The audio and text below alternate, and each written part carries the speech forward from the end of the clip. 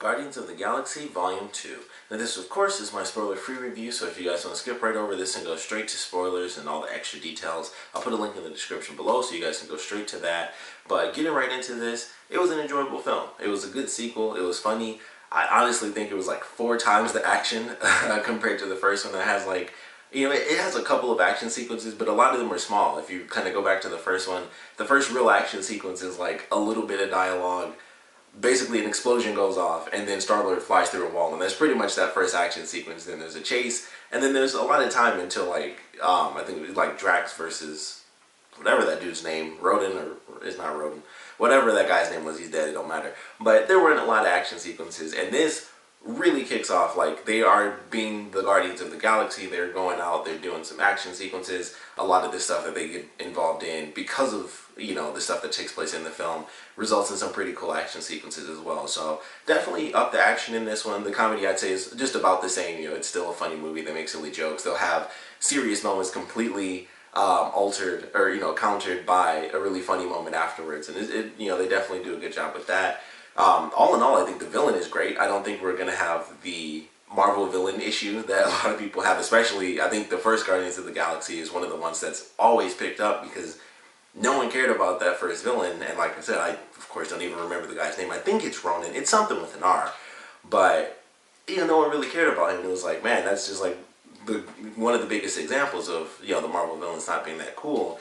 This totally alters that. I won't give out, you know, any details as to how the villain comes about or anything like that, but it was definitely well done, because I wasn't sure how things were going to play out with the characters that were all being introduced and like how things were just going to go in order. But I like the way they did. I think they did a great job there. Of course, there are the cameos. I won't mention, of course, which ones show up. There's the obvious one that you guys know, but there are quite a few references in here that I was surprised by. So I thought it was definitely really cool. Like, I think it's really the very first reference is actually almost a callback to the first movie, and I thought that was actually pretty cool. But love the references that we got, the cameos. You know, of course, there after credit sequences, there's like 4 of them or something like that, which is very interesting. But you know, those definitely stick through the credits for those. I think they're definitely the most entertaining credits, because I don't think it even gets to the part where it's like, you know, just black and white text and just, you know, titles and stuff. I think everything has like a song playing over it. The song changes after every clip as you go through the credits. So you get like maybe a couple of minutes, not even a couple of minutes really. You get like maybe a solid minute, almost 2. And then boom, here's another clip, and then it cuts from that clip, and then it cuts to like a new style for the credits, and the audio is a brand new song. So it's actually really awesome. It's like 4 different songs, 5 different clips, or something crazy like that. And it's actually really entertaining. I was like, man, this is pretty cool. And they go through kind of showing some of the things that we're going to be happening in the future. So it's definitely exciting, and I love the way they did it, because it actually goes back and forth through tone actually. So it's not just like, oh, this is happening or that's happening. Some stuff is funny, some stuff is serious, and you kind of get a nice variety as you go through it. So I really enjoyed the way they did the credits. Like I said, the characters were good. Ego, I thought, was a really great character. The gold characters, they have a name, but I don't really remember. They're actually entertaining. We get to see a lot more from Yondu and his people, like the Ravagers, and they do some cool stuff there. So I was like, that's really cool that they kind of brought in a bit more of the universe and stuff like that, and they go bombastic with this one for sure. So I really love that. The one issue that I have with this movie is honestly, like, you know, it's the one thing that always seems to give me, like, most of the time I'll be good. This one, they just have that part where it's the emotional center of the film, and it's just like, okay, well, you typically have, you know, kind of like any movie, you have your normal beats, you got the upbeat action, the intro and all this stuff, and then you go down to the reflective moments, and they do a lot of reflective moments. Like, every pairing of characters, if it's not an individual character, it's somebody with them, and one of those 2 characters has to have a reflective moment, and it literally goes through all the main characters have reflective moments, and it's just like all in one spot, like just this reflective moment, and this one, and this one. I'm pretty sure there are 4 in a row, and all the characters are like split up at this point. There's like just, you know, not like all over the place, but it's just like, you know, people are in different areas, and it was just like, man, it's pretty interesting that they chose to do it this way. And I was like, I feel like it really drags it down, because you normally have, you know, kind of your sappy moment or your reflective thing where it gets, you know, it's that lull where it's downbeat and it's a bit exposition, or just like, man, this is happening and I feel this way about it. And it's like, okay, you can have that. You can even have it for every individual character. But when it's just like, here's this moment, and I was like, okay, And then the second one came up. I was like, okay, the first one was actually short, so the second one, you know, cool. And then it was like, here's a third one, and then here's a fourth one. I was like, they did all that all in a row, and I was like, why couldn't those be like separate moments that showed up in between some of the comedy and stuff? And there's still some action and there's still some comedy in there, but it was just so weird. I was like, I feel like one scene after the other, it's like a serious moment, and you know, outside of the reflective stuff, it was all serious. So it was like, man, this is really weird. There's some jokes in there, but it was just really weird. I was like, I feel like they should have spaced out like the sort of exposition / reflective moments for the characters, considering they did every single grouping of characters. Like if there are two characters together, one of them has to say something profound or like how they feel about themselves or something. And I was like, I don't understand why they really kind of put them all together like that. I felt like it was a bit out of place, and it made it seem like it was lasting forever, and it probably wasn't that long, but there were 4 reflective moments, plus in between that, it was really the downtime of the film, so it was all talking, and then there was like a little bit of action thrown in, and of course some comedy in there too. But it was just weird. I was like, I don't know why they decided to put that in there, and that's kind of what dragged the movie down as a whole for me. Was just that middle portion. I was like, this just feels like it was lasting a long time with just talking, and that's pretty much it. Other than that, it's just like the first movie.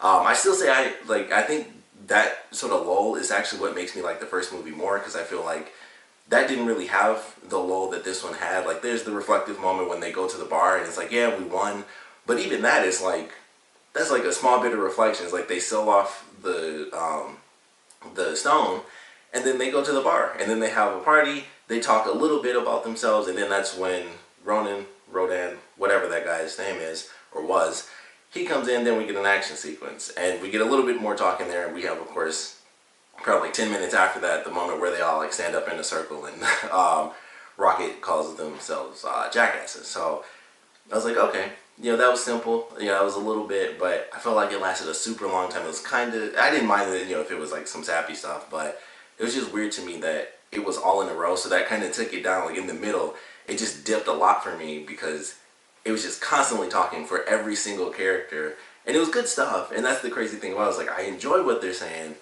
but especially for this type of movie, if it was any other movie, I wouldn't expect it as much. Like if this happened in any other Marvel film, it would probably still take it down a little, but this is like, you know, Guardians of the Galaxy, the whole thing is like, this is the comedy Marvel movie. You know, it's like comedy.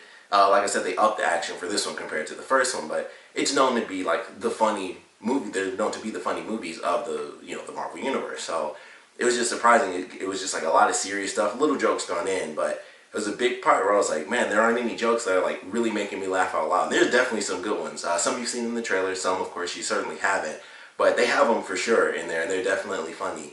And this is the part that just didn't have any of that, and it was like, it's just missing what kind of makes this movie, as well as the first movie, this version of the Guardians of the Galaxy, where it's just really silly and over the top, and they're, you know, doing all sorts of crazy things. But once he picks it up for like the last third, it's really like that middle portion, and it's probably only like maybe 15 minutes max. So it's really not that much of the film. It just feels like it when it's like, you know, just imagine Guardians of the Galaxy, and then you just stretch out all the talking. It's like, man, it really dipped after all that craziness we've been seeing, all this crazy stuff we've been learning in this film, and then it starts to dip through all the reflective stuff, and I was like, man, this is just like, I feel like it was dragging on a little. And then of course it picks up again. It's like, okay, when the exposition gets to like a very specific point in the plot, and it just like rockets, like no pun intended, but it just like skyrockets from that point, and then it's just an absolutely insane ending. So it's certainly worth seeing. I'm not saying like don't see the movie or anything like that.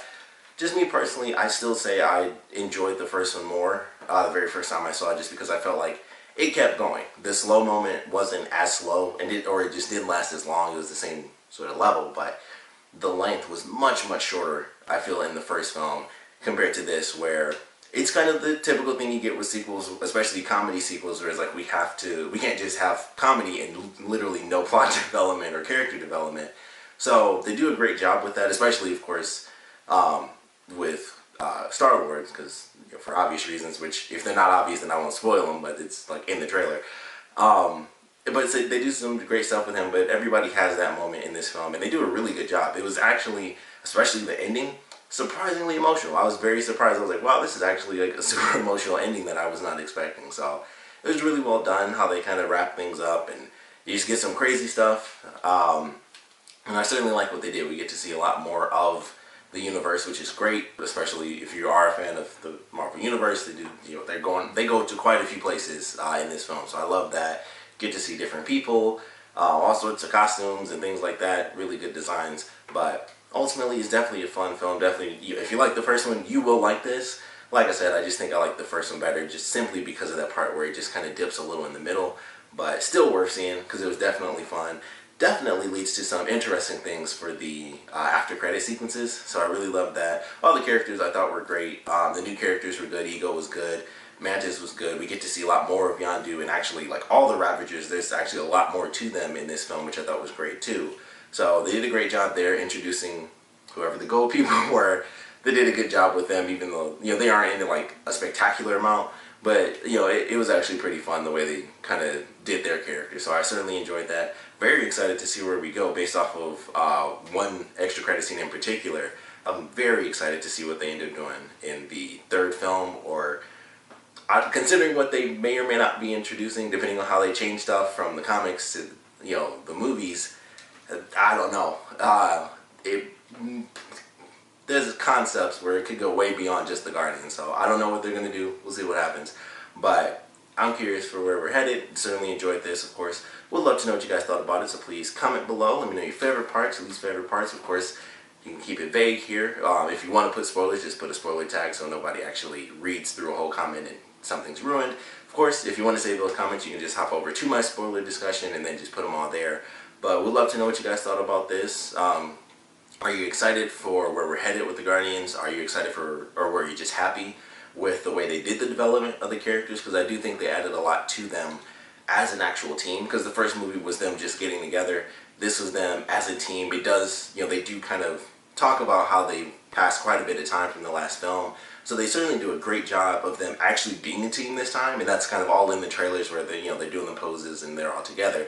So they do a great job with that for sure. But I would love to know how you guys felt about the team dynamic and just the character dynamic, because some of the development brings in some of the extra, some of the newer characters. So love the way they did the character development all around, to be totally honest. But we'd love to know what you guys thought about it, so please comment below and let me know. And thanks for watching.